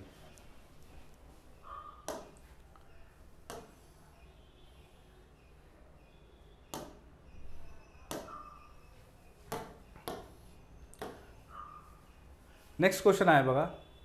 विथ द इकॉनॉमिक्सचे क्वेश्चन स्टार्ट झाले बघा इथून 39 पासून. With reference to the concept transfer income consider the following statements. आता ट्रान्सफर इन्कमच्या संदर्भात आहे बघा. ट्रान्सफर इन्कम म्हणजे काय की जे नॅशनल इन्कममध्ये अवेलेबल नाही आहे, परत गुड्स अँड सर्व्हिसेसच्या फ्लोमध्ये त्याचं काही कॉन्ट्रीब्युशन नाही आहे. पण ट्रान्सफर इन्कम कशाला म्हटलं जातं की जी फक्त एकतर्फा मिळते, त्याच्या बदल्यामध्ये जे आहे त्याच्या रिटर्नमध्ये जे आहे काहीच आपल्याला मिळत नाही किंवा काहीच तिथून प्रोड्यूस जे आहे ती होत नाही. Okay.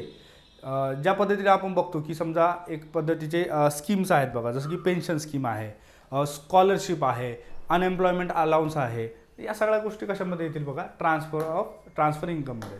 Income received without rendering any productive services is known as transfer income. तर हे ट्रू स्टेटमेंट आहे बघा. It is a bilateral concept. तर बायलॅटरल नाही आहेत, कशी आहे, युनिलॅटरल आहे, कारण की काहीच रिटर्न येत आपल्याला त्याच्यामधून नाही. त्याच्यामुळे फर्स्ट आणि सेकंडला जर तुम्ही कंबाईनली जर ॲनालिसिस केलं तर तुम्हाला ॲटोमॅटिकली त्या गोष्टी डिडक्ट होतात की सेकंड स्टेटमेंट जे आहे एक तर ते ट्रू असेल, नाही तर फर्स्ट स्टेटमेंट हे ट्रू असेल. Okay. This both cannot be correct. त्याच्यानंतर it is included in national income. तर असं नाही आहे बघा. ओके. युनिलॅटरल असल्यामुळं याच्यामधून काहीच रिटर्नमध्ये येत नाही, त्याच्यामुळे it is not included in the national income. याचा आन्सर काय असणार आहे बघा, 39चं ए. त्यानंतर फोर्थ आहे बघा, zero coupon zero principal. Okay. Zero coupon zero principal जे आहे हा कशाच्या संदर्भात आहे. They do not give any interest, they are type of loan, they are type of donation. तर डोनेशनच्या संदर्भात मेजर आपल्याला ह्या गोष्टी बघायला मिळतात. ओके. डोनेशनमध्ये काय आहे की इंटरेस्ट कोणत्याही प्रकारचा मिळत नाही, हे स्टेटमेंट ट्रू आहे. डोनेशन ते आहे. आणि हे जे आहे बघा हे कोणत्याही प्रकारचं लोन नाही, कारण लोन म्हणजे काय, तर लोनवरती इंटरेस्ट आपल्याला मिळणार. ओके. म्हणून लोन आणि एनी इंटरेस्ट, पुन्हा हे जे दोन स्टेटमेंट आहे फर्स्ट आणि सेकंड, हे कसे आहे, हे कॉन्ट्राडिक्टरी स्टेटमेंट आहे. त्याच्यामुळे याचं जे आन्सर असणार आहे बघा ओनली 2. 40चं काय आहे, बी आहे, ओनली 2. ओके.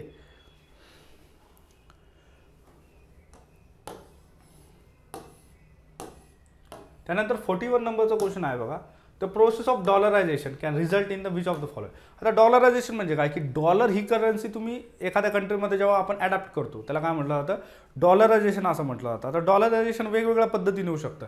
इथं पार्शियल डॉलरायझेशन होऊ शकतं, ज्याच्यामध्ये दोन्ही करन्सी चालू आहे, एक स्वतः कंट्रीची पण चालू आहे, त्याचबरोबर डॉलर पण चालू आहे. किंवा मग फुल डॉलरायझेशन होऊ शकतं, जिथे स्वतःची करन्सी जी आहे कंट्रीची ती पूर्णपणे आपण काढून टाकलेली आहे आणि त्याच्याऐवजी जे आहे आपण डॉलर तिथे ॲक्सेप्ट केलेला आहे इकॉनॉमीसाठी. ओके. तर डॉलरायझेशन संदर्भात आहे बघा, विच ऑफ द फॉलोइंग त्याचा रिझल्ट काय आहे, तर बूस्ट ट्रेड करणार, प्रोमोट इन्व्हेस्टमेंट आहे आणि इकॉनॉमिक स्टॅबिलिटी आहे. ऑल ऑफ द अबोव त्याचा आन्सर आहे बघा. ओके. कारण की डॉलरला जे आहे बघा एक इंटरनॅशनल व्हॅल्यू आहे, IMF असेल किंवा वर्ल्ड बँक असेल त्याच्यामध्ये डॉलर ही महत्त्वाची करन्सी आहे. आणि डॉलरचे एक्सचेंज रेट जे आहे ते नेहमी बऱ्याच वेळेस जे आहे स्टेबल ते असतात. त्यानंतर बघा, the liquidity of physical gold with comparison to sovereign gold bonds generally can set to be. आता कंपॅरिझन केलेलं आहे बघा इथे की गोल्डची तुलना सॉव्हरेन गोल्ड बॉन्ड्स याच्या संदर्भात केलेली आहे. ही दोन्हीपैकी काय महत्त्वाचं आहे, तर याचा आन्सर असा आहे की इट इज मोर. लिक्विडिटी कशी आहे, मोर आहे. कारण की जेव्हा सोवरिंग गोल्ड बॉन्ड तयार केले जातात याला टर्म्स अँड कंडिशन्स असतात की एवढ्या टर्मपर्यंत तुम्हाला ते बॉन्डमध्ये पैसे जे आहे ते इन्व्हेस्ट करावे लागतील. ओके, अशा जे आहे त्याच्या टर्म्स असतात. जसं की 5 इयर्ससाठी तुम्हाला तुमचे जे पैसे आहेत ते बॉन्डमध्ये इन्व्हेस्ट करावे लागतील. ओके, आणि फिजिकल गोल्डचं जे आहे अशा कोणत्याही टर्म्स अँड कंडिशन्स नाही आहे. जर तुम्ही आज ते फिजिकल गोल्ड घेतलं तर उद्या तुम्ही डायरेक्टली त्याला सेल करू शकता. म्हणजे लिक्विडिटी कशी झाली सोन्याची, एकदम हाय लिक्विडिटी झाली. त्याच्यामुळे त्याचा आन्सर काय असणार आहे, मोर. त्याच्यानंतर 43 नंबर आहे, the term often in news Cyprus confidential refers to which of the following. आता बघा रिसेंटली काही कॉन्ट्रोवर्सीज होतात बघा न्यूजमध्ये की बरेचसे जे इन्व्हेस्टर्स आहेत किंवा रशियन बिलियनर्स जे आहेत, रशियामधले जे काही कॅपिटलिस्ट जो वर्ग आहे, तर यांनी जे आहे बघा बऱ्याचशा गोष्टी ज्या आहे बघा, ब्लॅक मनी म्हणा किंवा इलिगल फंडिंग जे आहे वेगवेगळ्या गोष्टींना, तर ही सायप्रसमधून केलेली आपल्याला दिसून येते. ओके, तर याचा आन्सर काय बघा, इन्व्हेस्टिगेशन ऑफ ऑफशोर कंपनी. म्हणजे बरेचसे जनरल ग्रुप्स जे आहे बघा, 270 to 70 जर्नलिस्ट आणि 20 आणि 69 मीडिया ऑर्गनायझेशन फ्रॉम 55 कंट्रीज यांनी काय केलं, एकत्रितपणे येऊन कोलॅबरेट केलेलं आपल्याला दिसून येतं. तर कोलॅबरेशन नंतर यांनी या इन्व्हेस्टिगेशनला नाव दिलं सायप्रस कॉन्फिडेन्शियल इन्व्हेस्टिगेशन, असं त्यांनी त्याला नाव दिलं. आणि त्या संदर्भात वेगवेगळे जे डॉक्युमेंट्स आहेत ते त्यांनी लीक करायला जे आहे तिथून सुरुवात केलेली आपल्याला दिसून येते.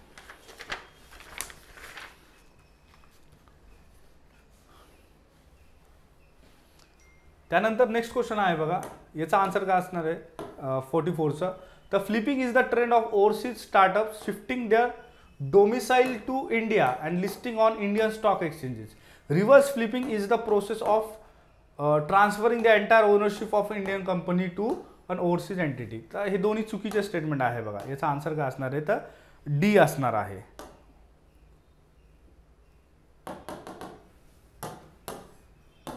याचा आन्सर काय असणार आहे, तर डी. तर मेजरली काय केलं जातं बघा, फ्लिपिंग कन्सेप्ट म्हणजे काय, तर फ्लिपिंगमध्ये काय केलं जातं जनरली, तर जेव्हा एखाद्या इंडियन कंपनीची ओनरशिप ही बाहेर असलेल्या कंपनीवरती ट्रान्सफर केली जाते. ओके, समजा एखादा व्यक्ती इंडियन कंपनी ओन करतो, आता या कंपनीची ओनरशिप जी आहे त्या व्यक्तीकडे नसून ती कोणत्या तरी इतर देशाच्या संदर्भात जी आहे ती ओनरशिप ट्रान्सफर केलेली आहे, त्याला काय म्हटलं जातं, फ्लिपिंग असं म्हटलं जातं. हे कशासाठी केलं जातं, जनरली टॅक्स इव्हेजनसाठी केलं जातं. म्हणजे टॅक्समधून जो काही इन्कम टॅक्स आहे, ओके, कॉर्पोरेट टॅक्स आहे, या संदर्भात पैसे वाचवण्यासाठी, पैसे अवॉइड करण्यासाठी, टॅक्स अवॉइडन्स किंवा टॅक्स इव्हेजन ह्या सगळ्या गोष्टी आहेत, टॅक्स वाचवण्यासाठी, ब्लॅक मनी जो आहे तो सर्क्युलेट करण्यासाठी या गोष्टी केल्या जातात. तर फ्लिपिंग म्हणजे काय, तर ओनरशिप ही बाहेर ट्रान्सफर होती. आणि रिव्हर्स फ्लिपिंग म्हणजे काय, तर जेव्हा बाहेरच्या कंपनीज म्हणजे फॉरेन कंपनीज त्यांची ओनरशिप इंडियामध्ये येऊन ट्रान्सफर करतात, म्हणजे इंडियाकडे ते ट्रान्सफर करतायत त्यांच्या कंपनीच्या बाहेरच्या असलेल्या ओनरशिप, त्याला काय म्हटलं जातं, रिव्हर्स फ्लिपिंग असं म्हटलं जातं. ओके, तर त्याचा आन्सर काय असणार आहे बघा, डी. त्याच्यानंतर 45 नंबरचा क्वेश्चन आहे, import licences are valid for 24 months for capital goods. Okay, तर हे ट्रू आहे बघा. त्यानंतर directorate general of foreign trade is responsible for administrating laws regarding foreign trade including import regulations. तर बोथ आर ट्रू. त्यानंतर 46 number आहे बघा, the orange इकॉनॉमीच्या संदर्भात आहे. ऑरेंज इकॉनॉमी कशाच्या संदर्भात, ऑरेंज इकॉनॉमीलाच बघा क्रिएटिव्ह इकॉनॉमी पण म्हटलं जातं. काय म्हटलं जातं, क्रिएटिव्ह इकॉनॉमी. क्रिएटिव्ह इकॉनॉमी याच्यासाठी की याच्यामध्ये जे आहे बेसिकली आपल्याला इंटेलेक्च्युअल व्हॅल्यू ही महत्त्वाची आहे.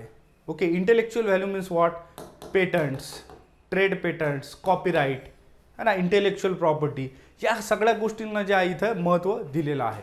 त्याच्यामुळे त्याला काय म्हटलं जातं, द ऑरेंज इकॉनॉमी असं म्हटलं जातं, जिथे गुड्स अँड सर्व्हिसेस ज्या आहे ह्या बेसिकली इंटेलेक्च्युअल व्हॅल्यूवरती बेस्ड आहे and not on the economical value. त्यानंतर आहे बघा, the non performing assets can be classified into loss assets if it has remained as non performing assets for a period of 12 months. Okay, त्याच्यानंतर the non performing assets can be classified into doubtful assets if it has remained as non-performing assets for a period of 6 months. NPA, non-performing assets can be classified into substandard asset if it is overdue for less than or equal to 12 months. आता बघा, जे NPAs असतात non performing assets याचं classification केलं जातं बघा 3 याच्यामध्ये. एक आहे लॉस ॲसेट्स, दुसरा आहे डाऊटफुल ॲसेट, तिसरा आहे सबस्टँडर्ड ॲसेट. लॉस ॲसेट म्हणजे काय की जवळपास होप्स आपण सोडून दिलेला आहे की तो ॲसेट जो आहे तो रिकवर होईल म्हणून पुन्हा एकदा. ओके, तर जेव्हा अशा गोष्टी केल्या जातात त्याला लॉस ॲसेट म्हटलं जातं की हे ॲसेट जे आहे हे आता हातातून निघून गेलेलं आहे. ओके, तर याला कलेक्ट केलं जाऊ शकत नाही पुन्हा एकदा. तर लॉस ॲसेटचे जे ड्युरेशन जे असतं बघा, तर ते त्याला ड्युरेशन नाही आहे जनरली. ओके, त्याच्यामुळे हे जे स्टेटमेंट आहे बघा 12 मंथ्सचं. ओके, तर हे चुकीचं आहे बघा इथे. ओके, लॉस ॲसेट जे स्टेटमेंट आहे ते चुकीचं आहे. डाऊटफुल ॲसेटचं जे स्टेटमेंट आहे बघा की इथे 6 मंथ नसून तर इथे किती असणार आहे बघा 12 मंथ्स असणार आहे. किती आहे 12 मंथ असणार आहे बघा. ओके, 12 मंथ असणार आहे. डाऊटफुल ॲसेट म्हणजे that this asset can be converted into non performing asset. म्हणजे हे जे ॲसेट आहे हे तेवढं फारसं पॉवरफुल नाही आहे, हे कधी पण बँकरप्सी तिथे होऊ शकते. तर त्याला काय म्हटलं जातं डाऊटफुल ॲसेट असं म्हटलं जातं. हे स्टेटमेंट पण चुकीचं आहे कारण इथे जो कालावधी आहे तो किती आहे 12 महिन्याचा आहे. थर्ड स्टेटमेंटमध्ये बघा तर हे ट्रू आहे बघा स्टेटमेंट, त्याच्यामुळे ए आन्सर असणार आहे की substandard assets. Okay, substandard assets जे आहे जे ओव्हरड्यू झालेले आहे. जनरली आपण म्हणतो ना एखादी जी आपली जी रिपेमेंट आहे ती ओव्हरड्यू झालेली आहे, राईट. ओव्हरड्यूच्या संदर्भात हे ॲसेट्स आहेत. त्यानंतर 48 नंबरचा क्वेश्चन आहे the framing of fiscal responsibility and budget management rules in 2004 that set targets for the central government sets to ensure what. म्हणजे FRBMचा गोल काय, तर काय आहे FRBMचा गोल, तर फिस्कल डिसिप्लिन एन्श्युअर करणं आहे. ओके, की फिस्कल डिसिप्लिन ही कार्यरत झाली पाहिजे, हा त्याचा महत्त्वाचा गोल आहे बघा. त्याच्यानंतर नेक्स्ट क्वेश्चन आहे बघा world economic outlook report is published by which of the following. तर याचा आन्सर असणार आहे बघा IMF. ओके, काय असणार आहे त्याचा answer IMF, international monetary fund. त्यानंतर शेवटचा क्वेश्चन आहे the term LIBOR often is news is related to what. आता लिबॉर जे आहे बघा, लिबॉर म्हणजे काय तर लंडन इंटरबँक ऑफर्ड रेट. काय अर्थ होतो लंडन इंटरबँक ऑफर रेट. तर हा जो आहे बघा हा इंटरेस्ट रेट आहे बघा. काय इंटरेस्ट रेट कन्सेप्ट अशी आहे बघा की लंडनमधल्या काय जे काही महत्त्वाच्या बँक्स आहेत लंडन या शहरामधल्या, या बँक्स एकत्रित आल्या आणि शॉर्ट टर्म लोन हे एकमेकांना शेअर करण्यासाठी, एकमेकांना देण्यासाठी आणि घेण्यासाठी, म्हणजे बँक्समध्ये चालणारा जो व्यवहार आहे या मोठ्या मोठ्या बँक्समध्ये जो चालणारा व्यवहार आहे लोनच्या संदर्भात, पण लोन कसं आहे शॉर्ट टर्म आहे. तर ह्या शॉर्ट टर्म लोनवरती जो काही इंटरेस्ट रेट आकारला जातो याला काय म्हटलं जातं लायबॉर असं म्हटलं जातं. Okay, London interbank offer rate. आता बऱ्याच वेळेस स्कॅम झालेले बघा, जसं की 2008ला सबप्राईम जे क्रायसिस झालं होतं तर हे याच्यामध्ये लायबॉर पण रिस्पॉन्सिबल होतं कारण की हे जे रेट्स असतात याला मॅन्युप्युलेट केलं जात होतं बघा. असे सुद्धा ॲलिगेशन आपल्याला बघायला मिळतात. 2023 पासून हा जो रेट आहे तर हा टोटली डिस्कार्ड करण्यात आलेला आहे, म्हणजे हा कोणीच आता यूज करत नाही. इवन इंडियामध्ये पण RBIने सांगितलेलं आहे की हा यूज करायचा नाही. मग आपल्यासाठी काय सजेस्ट केलेलं आहे, तर आपल्यासाठी सजेस्ट केलेलं आहे की SOFR. SOFR म्हणजे काय secured overnight finance rate. Okay, SOFR secured overnight finance rate. आता लायबॉरला अल्टरनेटिव्ह म्हणून जे आहे तर हा रेट आपण इथे ॲडॉप्ट केलेला आहे. ओके, तर बऱ्याचशा ज्या कंट्रीज आहेत बघा युरोपियन वगैरे तर त्यांनी सुद्धा हाच रेट आता इथे ॲडॉप्ट केलेला आहे. तर हा USचं जे ट्रेजरी मार्केट आहे तर याच्याशी तो रिलेटेड आहे, त्याच्यामुळे याची व्हॅल्यू जास्त आहे. युनायटेड स्टेट्सचं जे ट्रेजरी मार्केट आहे तर याच्याशी तो असोसिएटेड आहे आणि त्यालाच धरून जे आहे तर ते ठरवलं जातं. ओके, तर हे ओव्हरऑल आजचं ॲनालिसिस जे आहे बघा टेस्ट 5च्या संदर्भात आहे आणि भेटूयात नेक्स्ट टेस्टच्या ॲनालिसिससोबत. तर स्पॉटलाईट टेस्ट सिरीज जी आहे UPSC 2024 ही तुम्ही जॉईन करू शकता आणि तुमचं प्रिपरेशन जे आहे ते अजून स्ट्रॉंगली तुम्ही करू शकता. तर याच्यासाठी तुम्ही टीम स्पॉटलाईटला कॉन्टॅक्ट करा. डिस्क्रिप्शनमध्ये दिलेला जो नंबर आहे त्या संदर्भात काही जरी क्वेरीज असतील तर तुम्ही स्पॉटलाईट अकॅडमीच्या ॲपमार्फत सुद्धा कनेक्ट होऊ शकता टीम स्पॉटलाईटसोबत. थँक्यू.